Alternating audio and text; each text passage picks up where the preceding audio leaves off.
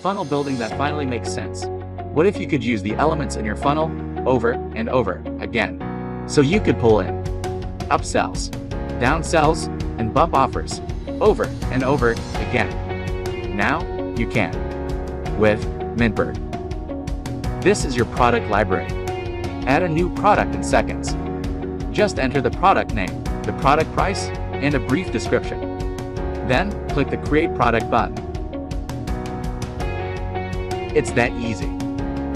This is your upsell library. It's super easy to add an upsell. Just enter the product name and the product price, then save. Adding a downsell is just as easy as our bump offers. It's never been easier. Now, just pull these elements into your sale funnel. Choose a product from your library to use as the upsell. Then, if you want to add a downsell, just pull another product in from the library. It doesn't get any easier than this. Next, select a template from the template library and customize it any way you want. To learn more about Mintbird, click the link below the video. Thank you for watching.